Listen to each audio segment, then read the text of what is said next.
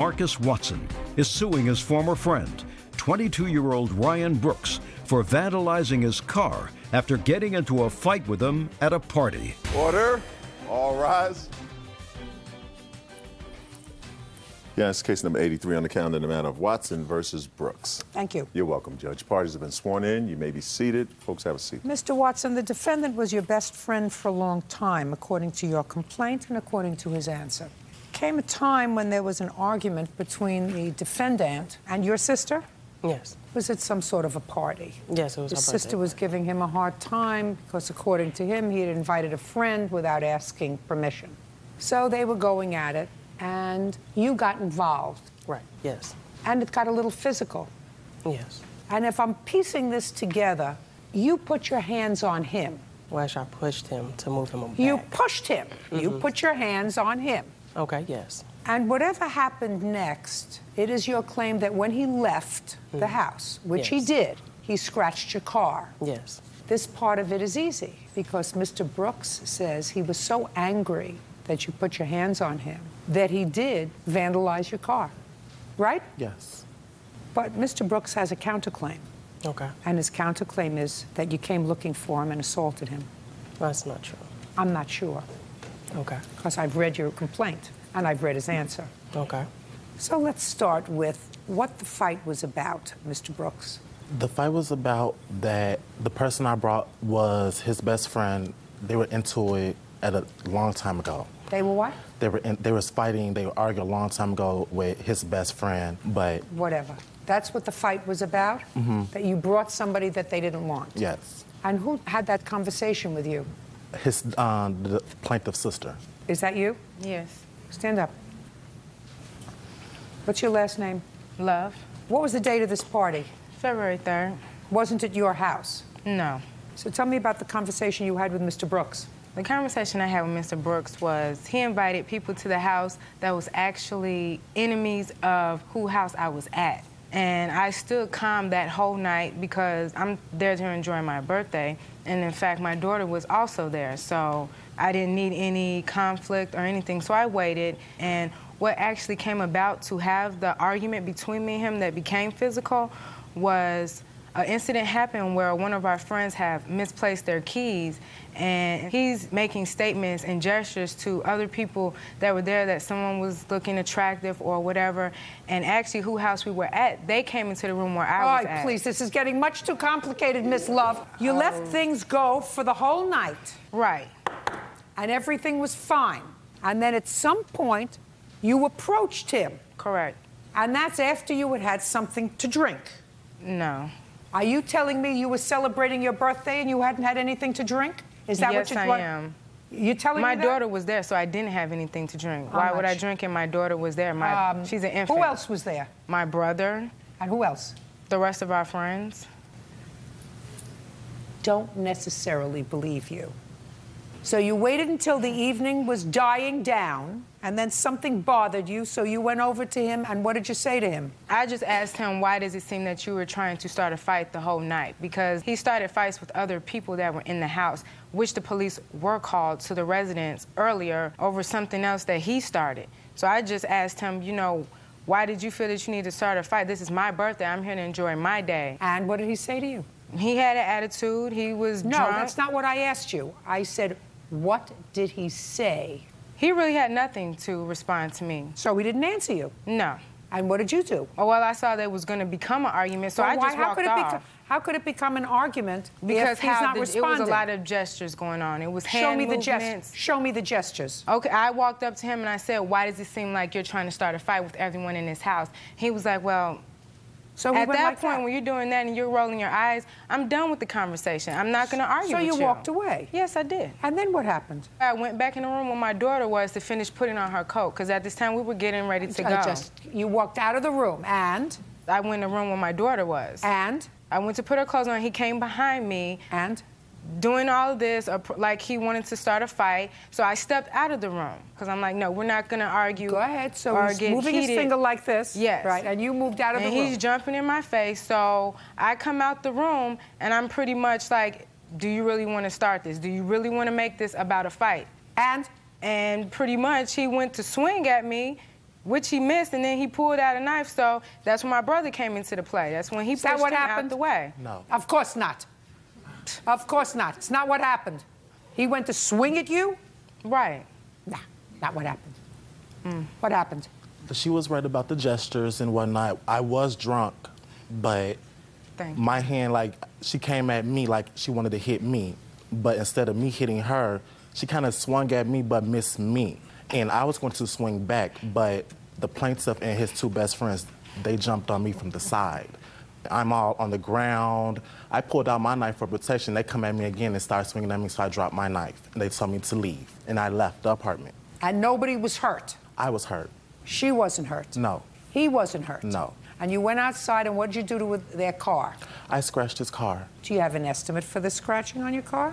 Yep, they're right here. Like, take a look at it.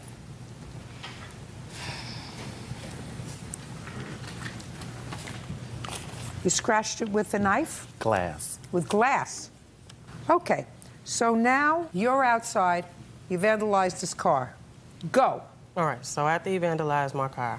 And you saw him do that? Yes, I looked out the window because since we were still friends, I looked out the window because he was waiting on the ride to pick him up.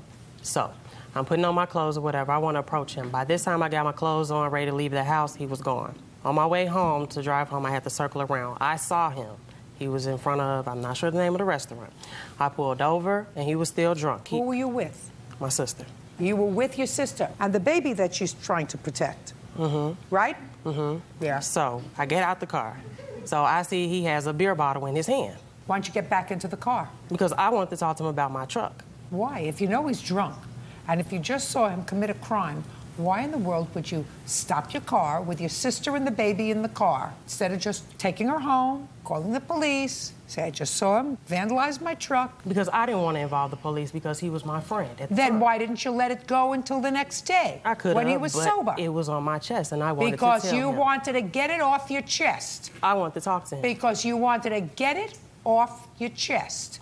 You wanted to get it off your chest with somebody who you know is drunk, who had already left the arena. Nobody was in harm's way anymore. Okay. Except when you stopped the truck and got out. And you saw a beer bottle in his hand. So what did you have in your hand? After I saw the beer bottle, What did you have in your hand? What do you call that? A lug wrench is what I had. But he didn't know I had it at all. You had a lug wrench in your hand. No, actually, it was in my pocket. Let's make it correct. Real cases, real people. Judge Judy. Marcus Watson claims former friend Ryan Brooks vandalized his car after a fight at a party. Ryan is countersuing, claiming Marcus assaulted him. Now, you're driving along, you see him in a restaurant. He was outside at that time. Outside the restaurant. You stop the truck. When do you see the bottle in his hand? When I stopped the truck. When did you get the lug wrench? After I saw the bottle. Where did you have to go to get it? My trunk. Back or front? The back. So you had to get out of your truck, go in the back, get the weapon, and then go out to talk to him, right? Yes. Now tell me what happened, Mr. Brooks. Actually, I wasn't walking around. I was in the restaurant on the phone with my best friend that was switching phone calls between me and the plaintiff. He called me and let me know that the plaintiff was looking for me. I was sitting in the restaurant waiting for a ride to come and get me because I'm hurt. And the plaintiff comes inside the restaurant while I'm sitting down and hits me in the head. And it wasn't a lung wrench. I think it was a tire crowbar, a tire gauge. And it wasn't small. It's big. I have a picture of it. I'd like to see it.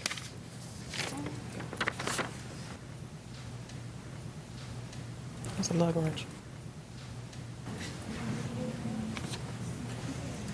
Where did you get this picture from? At the end of the incident, the police did not want to arrest nobody. They took the whole situation, so they gave that to my best friend. Do you have a police report? No. Do you have a police report? No. Did you have any medical treatment? I went home. My aunt, who was a certified nurse, cleaned me up. And Did you take any photographs of what you looked No. like? Why not? because I just wanted to go home.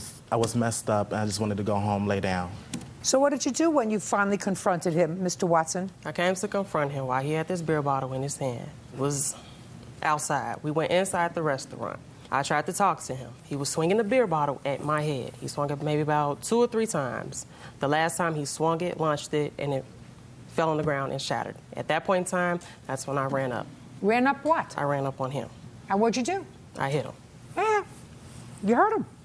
With a weapon that you secured to do just that. I didn't want to hurt him. The thing was, I had that for my protection. No, no, no. Your protection was your car that should have kept running and kept going until you dropped your sister and the baby off. So you take care of your own car, Mr. Watson. For what? For what? Because I'm awarding him on his assault charge the exact same amount as he would have paid you to fix your car. That's why. He's got a counterclaim for assault. Do you understand?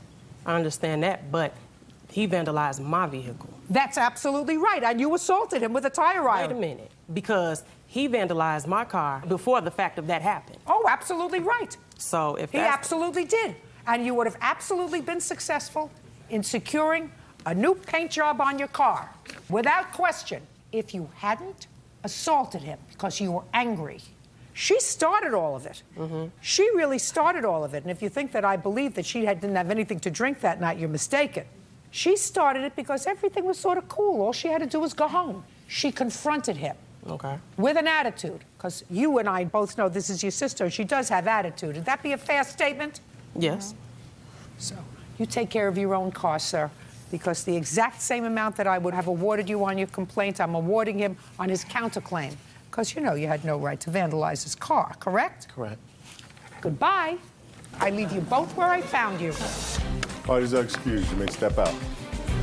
It was just a party that ended up in disaster. If I see somebody with a beer bottle, then that means that I'm fearing for my life and I want to protect myself. If he wanted to talk to me, he should have contacted me the next day, not when I was drunk. And now the next case. All parties in the matter of Marohn versus Matson. Step forward. Jody Marohn is suing her ex-boyfriend, Thomas Matson, for a loan to reinstate his driver's license. Jody says Thomas has 9 DUIs. He used to be your boyfriend. It's your claim that he owes you some money. You paid off some fees for him, took out a loan to do it. He says it was very nice of you, but he told you that he couldn't pay you back, and it was a gift, right? Right. How old are you? 31. What do you do for a living? Work at a sawmill. How long have you worked there? A year and a half. How much do you earn? $13.50. Not very much. Try to keep your voice up. I'm old. Not very much. $13.50 an hour? Yes. And what do you do for a living, Miss Marohn? I'm a registered nurse. Who do you live with? Me and my children. How many children do you have? I have 3. Aside from you, who supports your children? I do. You do? Yes. From your work? Yes. You have any children, Mr. Matson? Yes. How many? 1. Who supports that child? Me and her. So you have a child together? Yes. How old is that child? She'll be 2 August 17th. Is there a court order of support? Yes. How much? It's almost $600 a month. It's just started. I haven't received anything. Just a second. When did it start? I just got served the papers a few weeks ago. Prior to that, how much were you giving Miss Marohn for your support of your child? When we were split up? Yes. Nothing. And how long were you split up? It's been like 4.5, 5 months. How do you expect your daughter to eat? He says that I'll take care of it. How did you expect her to eat if you weren't giving her any money? I had enough money to live myself. Who cares? If you don't have enough money to live yourself, you don't make another baby. Exactly. So you answered my question, and my question was, she supports her 3 children, and you pay no support, at least for the last 6 months. I talked to an attorney, and an attorney told me not to give her nothing until it was court ordered. So your attorney said to you, you don't have any responsibility towards this child until a court tells you you have responsibility. Is that right? They'll No, just a second. According to you, the thrust of what your attorney said to you was, you don't have any responsibility to pay support for your child until a court tells you you have responsibility. Right? There will be back support. You've been working at the sawmill for a year. Year and a half. Who owns the sawmill? Dave LePage. Mr. LePage says to you, we're going to pay everybody once a month, and you work for your month. And then he says to you, you know what? I may be going into bankruptcy. I'm not paying you. Let a court tell me that I owe you money. And in case I don't go into bankruptcy, it would be wise for you to continue working. And maybe next month I'll pay you. Next month comes around and he says, you know what? I'm still not going to pay you. How are you supposed to take care of yourself? I don't know. Your daughter is 2. She shouldn't have to think about how she's going to take care of herself, sir. That's the job of her parents. Both parents. Now, what bills did she pay that you couldn't pay? Take a deep breath. Look at me. What bills did she pay that you couldn't pay? She paid my fines and my reinstatement. What fines? DWI fines. So you have an alcohol problem. Yes. And how many tickets have you gotten for DUI? 9. And how much did she have to take out in order to pay off those fines to keep you behind out of jail? I think it was around $4,000. So this is what I have, Mr. Matson. I have somebody who doesn't pay child support. I have somebody who has 3 children who works and supports her children. And I have somebody who's an alcoholic who can't cover his own fines, but who thrusts that responsibility onto the providing parent. What do you think I should do with that? I didn't ask her to pay him. You mean the figure just came from the DUI fairy? The information on how to get this accomplished came from some crystal ball, from some seance that she had? She wanted me to have my driver's license so I wouldn't get in any further trouble. I'm going to tell you what the problem is. She appears to be a rather intelligent woman. You know, she has a credible profession, right? Yeah. And she picked this loser. Not only did she pick this loser, she picked this loser and had a child with him, thereby continuing this gene pool that's getting us all into trouble in this country. You understand from gene pools, don't you? You're a nurse. Figure it out. Was he a drunk when you met him? Not when I met him. He drank, but... You know, but for the fact that they're his fines, they're his DUIs, it's part of his punishment, you almost deserve it. You know that. Yes. The only problem is you have 2 other children, and you brought this loser into your household and into your family with 2 other children. Yeah. That's a mistake. Don't do it again. How much does he owe you? $3104.76. Judgment for the plaintiff. That's all. Thank you. Party no excuse. You may step out.